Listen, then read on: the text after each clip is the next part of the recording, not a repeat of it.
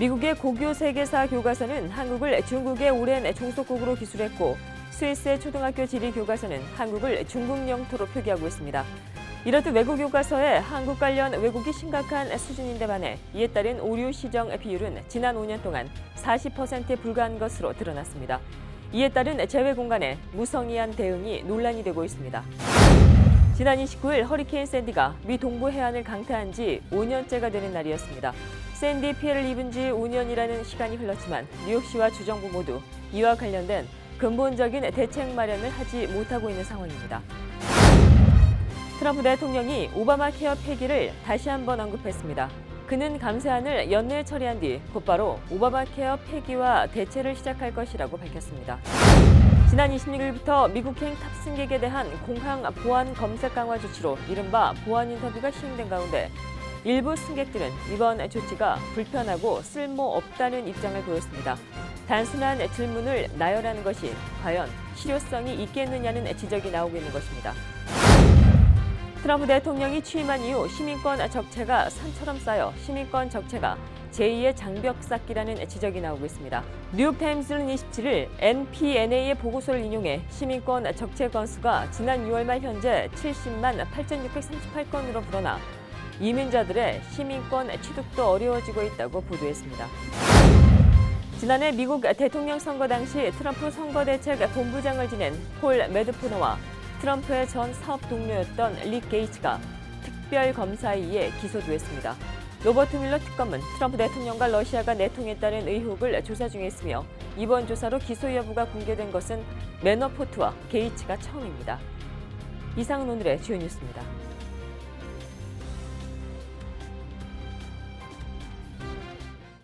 SBI융자 전문은행 뉴밀레니엄뱅크가 홈모기지 융자를 시작했습니다. 신속한 진행과 간단한 서류로 내 집 마련의 꿈을 앞당겨 드립니다. Member of FDIC and Equal Housing Lender.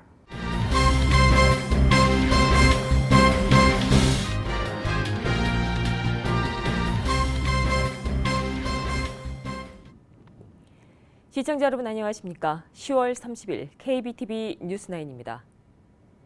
미국의 고교 세계사 교과서는 한국을 중국의 오랜 종속국으로 기술했고 스위스의 초등학교 지리 교과서는 한국을 중국 영토로 표기하고 있습니다.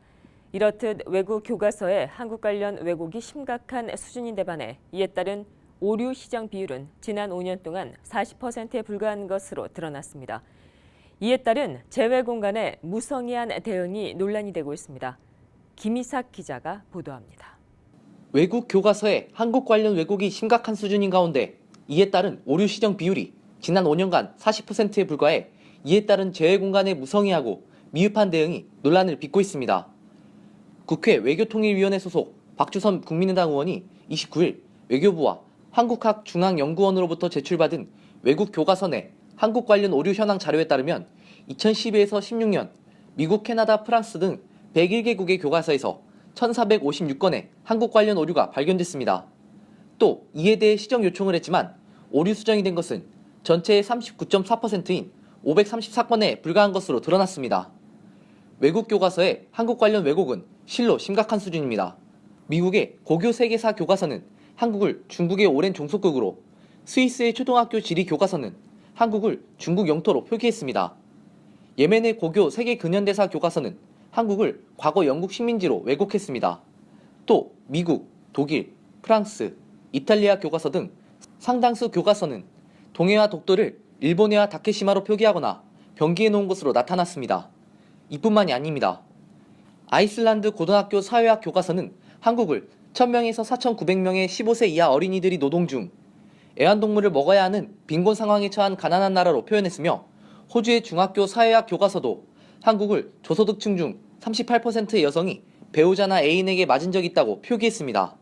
하지만 이 같은 오류의 심각성에도 불구하고 이를 바로잡기 위한 외교부의 노력이 부족한 것으로 지적됐습니다.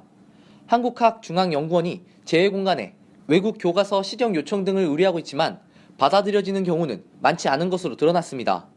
최근 5년간 제외 공간에 외국 교과서 213권을 요청했으나 이 중 62%에 해당하는 132권만 수집된 것으로 나타났습니다. 이에 따른 시정을 위한 제외 공간의 지속적인 관심과 노력이 필요하다는 목소리가 커지고 있습니다. KBTV 김희삭입니다. 지난 29일 뉴욕주 일원에는 하루 종일 많은 양의 비가 내렸습니다. 이날 뉴욕주에 내린 비는 최대 시속 70마일의 강풍을 동반한 6인치의 폭우가 내린 것으로 나타났습니다. 폭우가 내리자 뉴욕주는 홍수주의보를 발령하는 등 긴급 대응에 나섰습니다. 앤드루 쿠오모 뉴욕주지사는 29일 긴급 운영센터를 가동하고 폭우 피해에 대비하라고 지시했습니다. 한편 이날 폭우로 JFK 국제공항에 이륙할 예정이었던 항공기 운행이 최대 4시간 가까이 지연되는 등 피해가 보고됐습니다. 지난 29일은 허리케인 샌디가 미 동부 해안을 강타한 지 5년째가 되는 날이었습니다. 샌디 피해를 입은 지 5년이라는 시간이 흘렀지만 뉴욕시와 주정부 모두 이와 관련된 근본적인 대책 마련을 하지 못하고 있습니다. 보도에 박세나 기자입니다. 허리케인 샌디가 미 동부 해안에 수십억 달러의 손해를 입힌 지 벌써 5년이 되었지만 재해계획 전문가들은 미국 어디에도 기후변화와 폭풍을 대비한 곳이 없다고 말합니다. 뉴욕과 뉴저지의 일부 해안보호 프로젝트가 진행되고 있지만 재해 피해 대책은 여전히 설계 단계에 머무르고 있다는 지적입니다. Visible architecture of the city did change after September 11th. All kinds of new designs to prevent terrorists from getting in. We haven't done that kind of thing with the response to Sandy. Not even close. 샌디는 미국과 카리브해에서 적어도 182명의 사망자를 내고 650억 달러에 달하는 피해를 입혔습니다. 스태튼 아일랜드의 미드랜드 비치는 샌디의 타격을 크게 입은 마을 중 한 곳입니다. 하천이 범람해 거의 모든 주택이 침수됐습니다. 이 지역을 보호하기 위해 6억 달러의 벽이 2022년까지 완공될 예정이었으나 계획은 아직 디자인 단계에 머물러 있습니다. People should not be living this close to the water. It's just too dangerous. There's just no guarantees that you're going to survive it, and the loss is just too great. No. I'm just waiting to move out. 샌디의 교훈에 따라 피해 대책을 세우는 곳 중 한 곳은 뉴저지의 호보켄입니다. 맨해튼으로부터 허드슨 강을 따라 위치한 이곳은 폭풍이 몰아치는 동안 시장의 집을 포함해 전체 도시의 80%가 침수되었습니다. 호보켄은 다음 폭풍에 대비하기 위해 연방기금 조성을 강하게 추진해 왔습니다. 해안가는 범람한 물을 내려보낼 수 있게 설계되어 호보켄 시장은 호보켄이 기후 안전에 좋은 예가 되길 바라고 있습니다. My hope for Hoboken is that this project gets done before the next Sandy hits, and then when we are hit again, we will be a demonstration to the nation that you can protect and you can be resilient for the long term. 한편 빌 드블라지오 뉴욕시장은 샌디 피해 5주년을 맞는 29일 당시 가장 큰 피해가 발생했던 퀸즈 라커웨이 지역에 1억 4,500만 달러를 투입해 7개의 방조제를 건설할 것이라고 밝혔습니다. KBTV 박세나입니다. 트럼프 대통령이 오바마 케어 폐기를 다시 한번 언급했습니다. 그는 감세안을 연내 처리한 뒤 곧바로 오바마 케어 폐기와 대체를 시작할 것이라고 말했습니다. 김희삭 기자가 보도합니다. 도널드 트럼프 대통령이 오바마 케어의 폐기에 다시 힘을 쏟을 것으로 보입니다. 트럼프 대통령은 29일 감세 법안이 의회를 통과하자마자 오바마 케어 폐기와 대체를 추진하겠다는 계획을 밝혔습니다. 그는 트위터에서 오바마 케어 보험료는 올라갈 것이라며 감세를 한 뒤에 곧바로 오바마 케어 폐기와 대체를 할 것이라고 말했습니다. 공화당이 추진 중인 감세 법안은 다음 달 하원, 12월 상원에서 각각 통과될 것으로 관측되고 있습니다. 앞서 트럼프 행정부는 지난 10일 저소득층 지원 보조금의 지급을 전격 중단함으로써 오바마 케어 폐기를 포기할 의사가 없음을 분명히 했습니다. KBTV 김희삭입니다. 지난 26일부터 미국행 탑승객에 대한 공항 보안 검색 강화 조치로 이른바 보안 인터뷰가 시행되고 있는 가운데 일부 승객들은 이번 조치가 불편하고 쓸모가 없다는 입장을 보였습니다. 단순한 질문을 나열하는 것이 과연 실효성이 있겠느냐는 지적이 나오고 있는 것입니다. 보도에 박세나 기자입니다. 미국을 여행하는 국제 승객들이 새로운 보안 조치가 불편하고 쓸모가 없다고 말했습니다. 알렉산더 비그너는 독일에서 비행기를 타고 뉴욕 리버티 국제공항에 도착했습니다. They just asked us what are we looking for, what do we want to do in the city, and where do we come from, what do we do, what is our business, what do we our hobbies and all that stuff around. From my point of view, it's an inconvenience. It's of no use. So anyone could respond to these kind of questions. What are your hobbies? I'm jogging. Oh, okay, that's interesting. What for? 런던에서 뉴욕으로 휴가를 보내러 온 자매인 도나 베스킬과 올리비아 앤더슨은 히스로 공항에 사인이 있었지만 별로 주의해야 할 필요를 느끼지 못했다고 말합니다. I actually not really being funny. Didn't really read it. I just saw it where it just said like extra security going through to the US. So that was all. So we thought, oh, okay, but nothing really untowards. Just our normal bags, all that stuff coming through. 미 교통안전청이 지난해 6월 전 세계 180개 항공사에 보안 검색을 강화해달라는 공문을 보내면서 진행되고 있는 보안 인터뷰. 질문이 단순한 데다 인터뷰가 한두 개에 불과해 실효성에 의문이 든다는 승객들의 의견이 나오고 있습니다. KBTV 박세나입니다. 트럼프 대통령 취임 이후 시민권 적체가 산처럼 쌓여 시민권 적체가 제2의 장벽 쌓기라는 지적이 나오고 있습니다.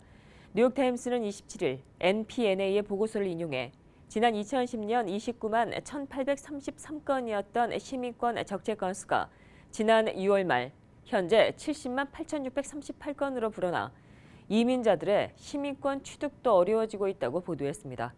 이에 따르면 지난해 대통령 선거부터 트럼프 대통령이 취임한 올해 6월 달까지 시민권을 신청한 이민자는 102만 8,647명에 달하고 있으며 이는 전년에 비해 10.5%가 증가한 것입니다. 더욱이 시민권 신청이 늘자 적체 건수도 늘어나 2016년 말 52만 2,565건이었던 시민권 적체 건수가 지난 6월 말 현재 70만 8,638건으로 불어나 35.23%나 증가한 것으로 집계됐습니다. 지난해 미 대통령 선거 당시 트럼프 선거대책 본부장을 지낸 폴 매드포너와 트럼프의 전 사업 동료였던 릭 게이츠가 특별검사에 의해 기소됐습니다. 로버트 뮬러 특검은 트럼프 대통령과 러시아가 내통했다는 의혹을 조사 중에 있으며 이번 조사로 기소 여부가 공개된 것은 매너포트와 게이츠가 처음입니다. 박세나 기자가 보도합니다. 오늘 트럼프 선거 운동 본부장이었던 폴 매너포트와 전 사업 동료였던 릭 게이츠가 연방당국에 소환됩니다. 공개된 기소장에 따르면 매너포트는 미국에 대한 음모, 돈 세탁과 외국 대행사 등록법 위반, 허위 진술, 외국 계좌 미신고 등 12개의 혐의를 받고 있습니다. 이번 적용된 혐의 중 트럼프 선거 캠프에서 일어난 사건과 관련된 것은 없으나 특검팀이 추가 기소를 할 가능성은 남아 있습니다. 이번 조사는 특별검사인 로버트 뮬러에 의해 진행됐습니다. 뮬러 특검팀은 지난 대선에서 트럼프 대통령과 러시아가 내통했다는 의혹을 조사 중이며 이번 조사로 기소 여부가 공개된 것은 매너포트와 게이츠가 처음입니다. 익명의 관계자에 의하면 매너포트와 게이츠는 워싱턴의 연방당국의 소환 신청에 응해 오늘 뮬러팀이 제기한 혐의에 법정에 설 예정입니다. 다른 관계자에 의하면 게이츠는 오늘 소환에 응하기 전 모든 준비를 마쳤습니다. 이들 제보자는 진행 중인 연방조사를 공개적으로 논의할 수 없기 때문에 익명을 요구했습니다. 한편 이와 관련 트럼프 대통령은 어제 본인 트위터를 통해 민주당이 국가의 해가 되는 끔찍한 마녀 사냥을 하고 있다고 했습니다. 또한 공화당이 전례가 없는 반격을 하고 있다며 민주당과 힐러리 클린턴 전 대선 후보가 많은 죄를 지어 관련 사실들이 쏟아져 나오고 있다고 주장했습니다. KBTV 박세나입니다. 10월 31일 할로윈데이를 앞두고 이에 따른 각종 범죄 피해나 안전사고 방지 경고가 나오고 있습니다. 특히 마약이 든 사탕이나 초콜릿이 유통되고 있어 이에 따른 각별한 주의가 요구되고 있습니다. 뉴욕과 뉴저지 경찰은 마리화나 성분이 들어간 과일 향이 첨가된 캔디가 시중에 나돌고 있다며 부모들은 자녀들이 트릭 오어 트릿을 할 때 반드시 동행하며 이에 더욱더 신경 써야 한다고 당부했습니다.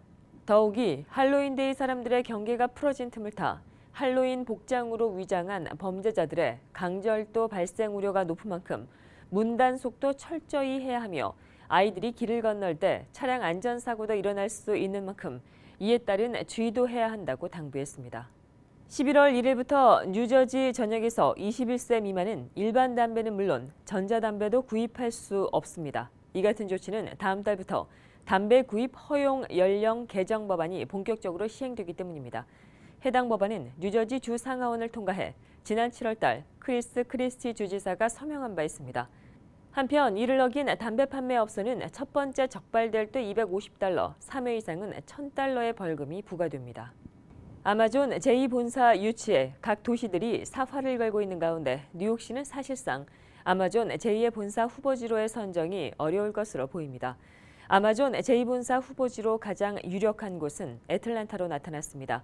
보도에 김희삭 기자입니다.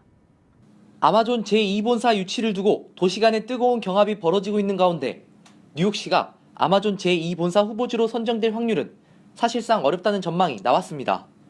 아마존은 지난 19일 제2본사 입찰 제안서 공모 마감을 했고 북미 54개 지역 238개 도시가 제안서를 접수했습니다.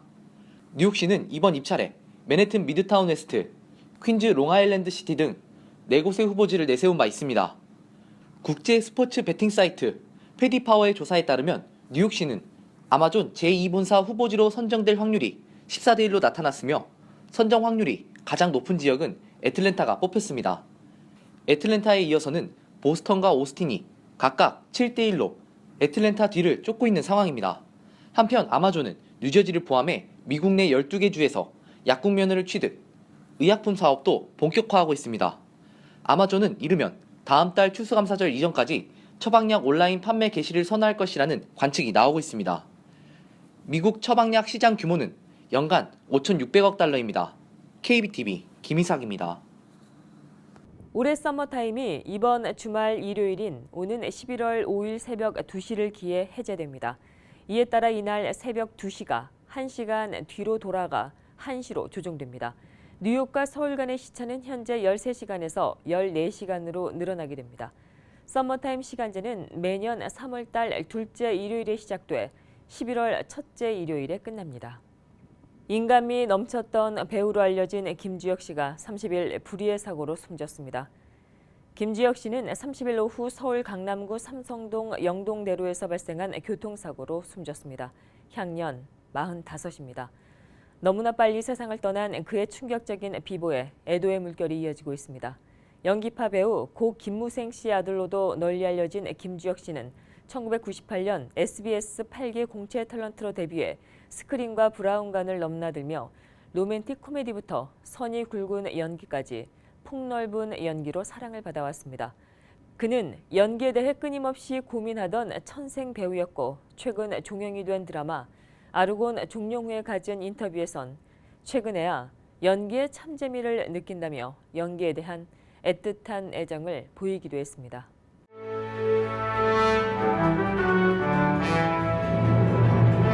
(10월 30일) 사건과 사고입니다. 경찰이 지난 27일 노인의 금품을 노린 2인조 총기 무장 강도를 찾고 있습니다. 경찰은 영상 속의 남자가 금요일 오후 12시경 플랫부시 디트머스 파크 아파트 로비에서 노인에게 접근해 머리에 총을 겨눴다고 밝혔습니다. 이 2인조 강도는 노인에게 3,500달러의 현금과 금목걸이를 빼앗아 달아났습니다. 피해자는 인근의 병원으로 옮겨져 부상 치료를 받고 있습니다. 경찰에 의하면 2인조 강도는 모두 20대며 5피트 5인치 정도 되는 키와 150파운드 정도 되는 체격을 가지고 있습니다. 영상에 찍히지 않은 다른 한 명의 범인은 마지막으로 검정색 자켓과 운동화, 바지를 입은 모습으로 목격됐습니다.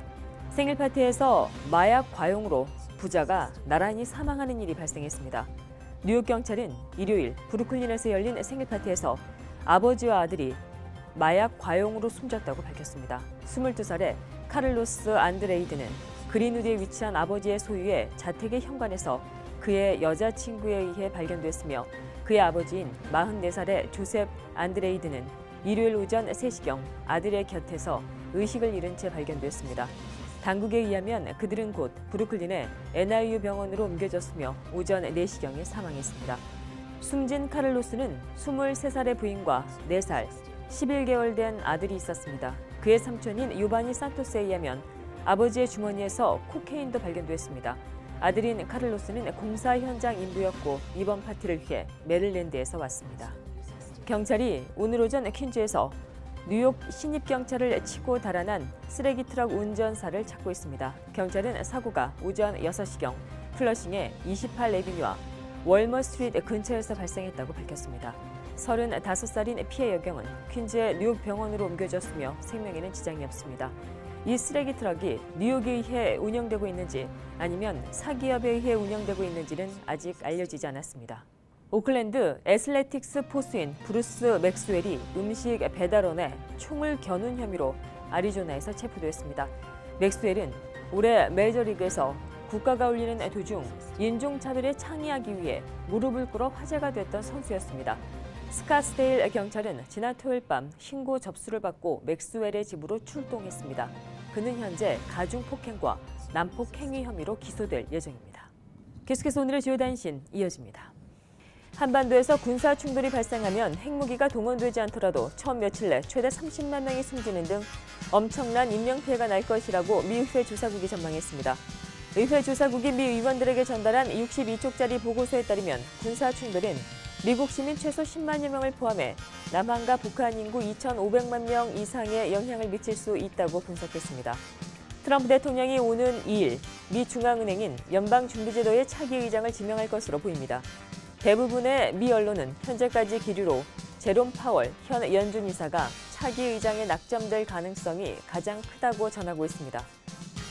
캘리포니아를 남가주와 북가주 그리고 LA 중심의 새로운 가주 등 3개의 작은 주로 분할하는 캘리포니아 분할 캠페인이 내년 선거를 앞두고 또다시 시작됐습니다. 캘리포니아 분할 운동을 주도하고 있는 억만장자 벤처 투자가 팀 트레이버 측은 내년 선거에서 이 분할안을 주민 발의안으로 상정해 주민 투표에 붙이겠다는 것을 목표로 하고 있습니다. 삼성전자가 3분기에도 미국 생활가전 시장에서 시장 점유율 1위를 달성하며 6분기 연속 1위 자리를 지켰습니다. 30일 삼성전자에 따르면 최근 미국 시장 조사업체 트랙라인은 삼성전자가 미국 주요 생활가전 시장의 브랜드별 순위에서 19.3%의 시장 점유율로 1위를 차지했다고 밝혔습니다. 계속해서 포커스인과 커뮤니티 브리핑 이어집니다.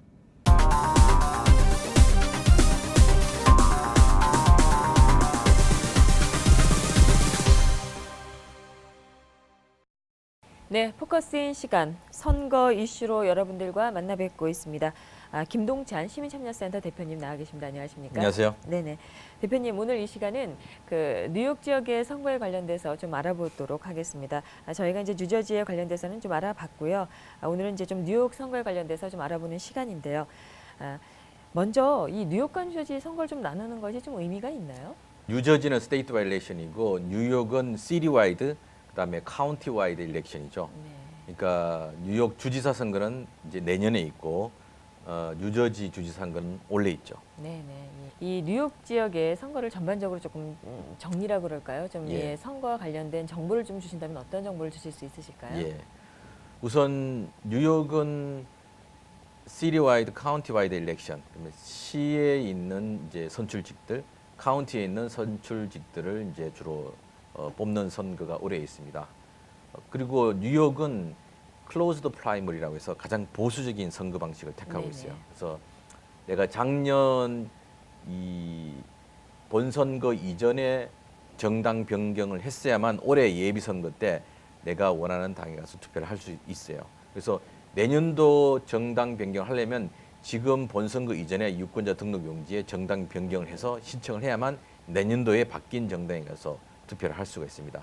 상당히 뉴욕은 이제 보수적인 방식을 택하고 있고 최소 또 1년 전에 그러면은 바꿔야 된다는 말씀이시죠? 그렇죠. 최소 1년 전에 네네. 이제 바꾸면 이제 그다음 당 변경이 허용이 되는 것입니다. 그리고 이 선거도 뉴저지 같은 경우는 이제 샘플 발렛을 보내줘 갖고 내가 미리 누구를 투표할 수 있는지를 보고 가는데 뉴욕은 그렇게 보내주는 건 없습니다. 다만 웹사이트에 가서 내 투표 장소를 내 주소를 넣으면 투표 장소가 나오거든요. 그 투표 장소 밑으로 내려가면 내가 뽑아야 될 후보들의 샘플 발렛이 쭉 나와 있습니다. 그거를 이제 온라인을 사용하시는 분들이 이제 그걸 통해 갖고 내가 후보들을 내가 과연 누구를 찍어야 될지 그 사람을 미리 이제 예습하고 가실 수가 있는데 그 온라인을 저희들 웹사이트 kace.org 시민참여센터 웹사이트에 오시면 오른쪽에 내 투표소 확인 거기를 눌러서 내 주소를 넣으면 됩니다. 내가 사는 주소를 넣으면 거기에 투표 장소도 나오고 거기에 누구를 뽑는지 후보자들도 이렇게 나옵니다.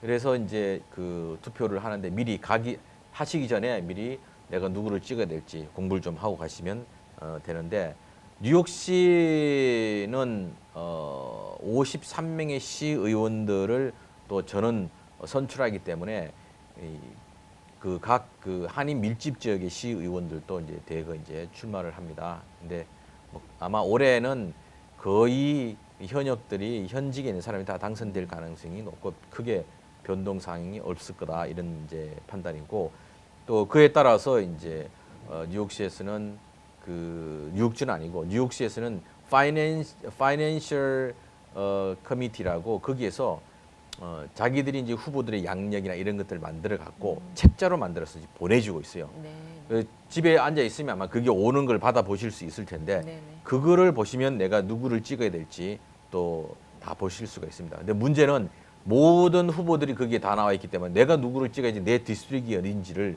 모르는 경우들이 또 있거든요. 예. 그래서 뉴욕은 EDAD, Election District Less Assembly District을 조합해 갖고 내 선거구를 찾거든요. 네네. 그래서 AD를 알고 있는 분들이 별로 없어요. 예.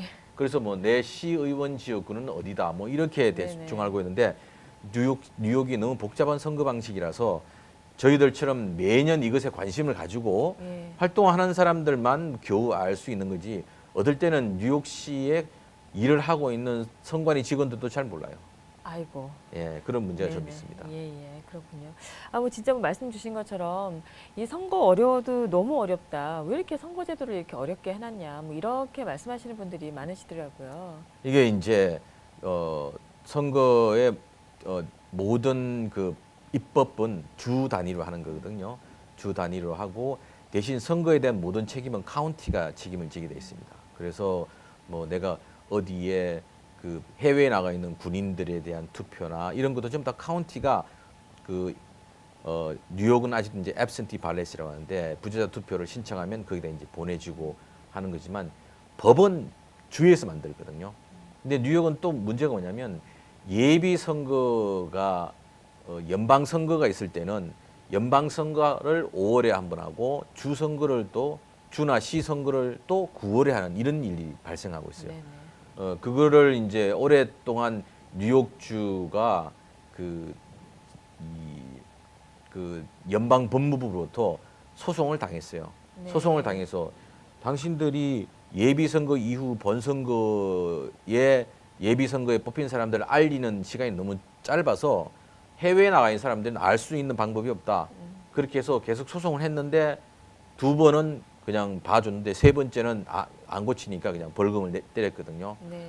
그래서 주에서 그냥 어쩔 수 없이 이제 연방 선거만 앞당겨서 하는 이런 이제 방식을 택하고 있는데 그러므로 해서 선거를 너무 많이 하는 이런 폐단도 생기고 네네. 할 때마다 돈이 많이 들거든요. 예. 그걸 고치라고 주의회에다가 수없이 요청을 했는데 주의회 의원들이 곰곰이 생각하니까 자기한테 불리할 것 같거든요. 그래서 안 고치고 있는 거예요. 그런 이유인가요? 예. 이렇게 복잡해갖고 사람들이 투표를 좀 안 하러 가면은 유리한 사람들이 현재 기득권들은 좀 유리해지는가 봐요. 그렇죠. 항상 현역들이 네네. 유리해집니다. 네네. 왜냐하면 현역은 사람들이 이름도 알고 있고 누군지 했기 때문에 투표장에 가면 이 도전자 이름은 누군지 모르니까 이름 아는 사람을 우선으로 네네. 투표하는 것들이 많기 때문에 그래서 항상 도전자보다는 현역이 훨씬 더 유리한 게 이제 선거 방식이죠. 네네, 알겠습니다. 뭐 지금 투표 지금 뭐 시간이 얼마 남지 않아서 기한이 얼마 남지 않았기 때문에 뭐 부재자 투표 뭐 이런 부분에 대해서는 만약에 당일날 투표를 못 하시는 분들은 어떻게? 예, 뉴욕에서는 내가 투표를 하지 못할 경우 선거관리위원회에 찾아가서 투표를 할 수가 있습니다. 너무 복잡하죠. 네네. 그러니까 뭐 이 버겐 카운티만 하더라도 그냥 도로가 편하니까 차 타고 쭉 가면 되는데 이 뉴욕에 있는 이 큐가든의 퀸스 보로 오브 일렉션도 큐가든에 있는데 너무 복잡한 지역이에요. 차도 파킹할 데가 없고 지하철을 타려 그러면 저기 플로싱이나 이런 데 있는 분들은 지하철 타려 그러면 한 1시간 정도 네. 저기 나가고 또 갈아타고 이런 일들이 있습니다.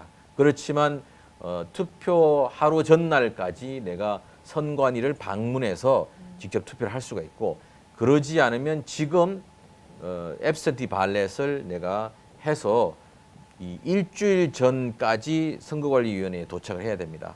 그래야면 이번 주 안으로 선거관리위원회에 도착을 해야 되는데 지금 하면 좀 늦은 감이 좀 있죠. 그렇죠. 도착하면 선관위에서 이제 앱센티 발렛을 집으로 보내주죠. 그럼 그것을 해서 선거 끝나고 일주일 안에 도착을 해야 됩니다. 단 우편 소인은 선거 당일날 우편 소인이 지키면 안 되고 선거 하루 전 우편 소인이 지켜야만 됩니다. 그렇기 때문에 부재자 투표가 오히려 뉴욕은 되게 복잡해요. 뉴저지는 그 우편 투표라고 그 vote by mail이라고 되게 프로모션을 하면서 일부러 하라 그러는데 뉴욕은 그것을 왜 또 사유서가 있어요. 왜 그날 부재중 투표를 하려고 그러느냐. 그러면 타운을 벗어나면 어디 가서 있느냐. 뭐 이런 거 다 물으니까 뉴욕주가 상당히 보수적인 투표를 해서 유권자들에게는 상당히 좀 피곤한 선거 방식이죠. 지금 이렇게 좀 또 설명을 주셨는데 들으면서도 참 복잡하다. 예. 이런 생각을 떨칠 수가 없습니다. 만약에 그럼에도 불구하고 이제 궁금한 점이 있다. 예. 이럴 때는 우리 시민참여센터에서 좀 도움을 주시나요? 예, 저희들한테 이제 전화를 하시면 저희들이 그 항상 칸라인을 통해 갖고 제일 많이 질문하는 분들이 그래요. 나 유권자 등록을 했는데 선관위가 나한테 투표권을 안 줬다. 투표권이 아니고 미국은 뉴욕주는 항상 5월이 되면 5월에 노란색이나 아니면 주황색의 이 엽서를 보냅니다. 올해 선거가 이러이러한 것이 있으니까 잊지 마시고 선거에 참여하십시오. 그런데 그게 벌써 5월에 보내는데 9월까지 누가 그걸 간직하는 사람이 있습니까? 그래서 그걸 잊어버리는 경우가 많은데 유권자 등록을 한번 했다고 생각하시는 분은 투표장에 항상 가시면 되고 또 주소 변경을 못했다고 하시는 분은 같은 카운티 안에서 내가 퀸즈 카운티 안에서 했으면 퀸즈 카운티 안에서는 내가 저쪽에서 못 옮겼으니까 내 투표소를 확인하고 거기 가서 내가 저기에서 못 옮겼다 여기서 하겠다 그러면 거기서 애프데빗 발렛이라고 종이로 그냥 해서 기계에다 스캔하지 않고 그냥 봉투에 넣어서 하는 그런 투표 방식이 있습니다. 그래서 만약에 유권자가 확인이 되면 주소 변경 신고도 함께 해주고 그다음에 투표도 유효화시켜주는 이런 방식이 있습니다. 그래서 제일 많이 질문하는 게 내가 유권자 등록을 했는데 올해는 투표권을 못 받았다. 한 번 한 분들은 이사 안 가면 영원히 할 수가 있고요. 또 두 번째는 주소 변경을 못했다. 같은 카운티 안에서 못했다. 그러면 내 투표소에 가서 애프데빗 발렛으로 할 수 있다. 이렇게 하면 됩니다. 그리고 또 한인들이 밀집한 지역은 또 거기에 한국어 통역원들이 있습니다.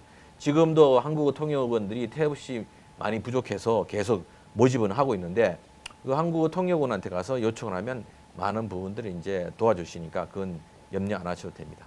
예, 물론 시민참여센터에서도 도움을 주시고요. 예, 저희들도 투표 장소를 알려드리고 또 저희들 웹사이트에 오면 본인이 직접 할 수가 있습니다. case.org, kac.org에 오른쪽에 오시면 그게 내가 유권자 등록이 되어 있는지 그다음에 내 투표소가 어디인지 모든 것을 거기서 온라인으로 확인할 수가 있습니다. 예, 알겠습니다. 예, 오늘 좋은 말씀 고맙습니다. 예, 고맙습니다.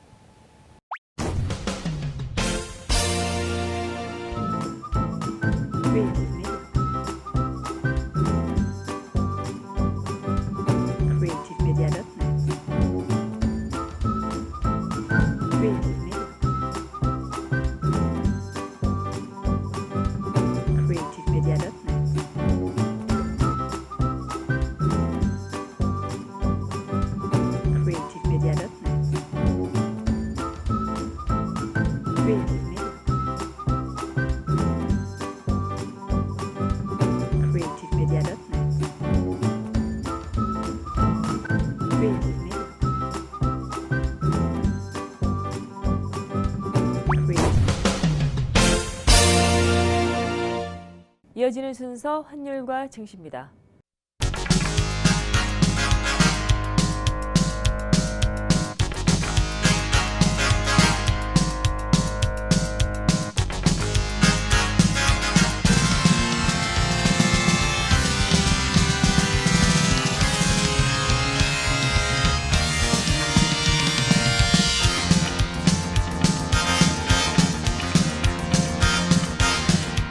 뉴욕과 뉴저지 지역의 날씨 알아봅니다.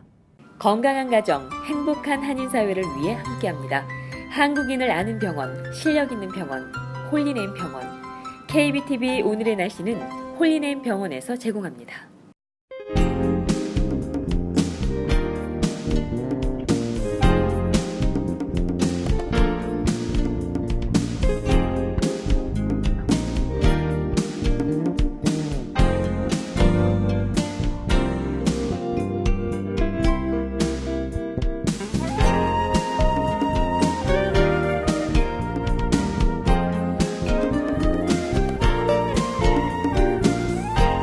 건강한 가정, 행복한 한인 사회를 위해 함께합니다.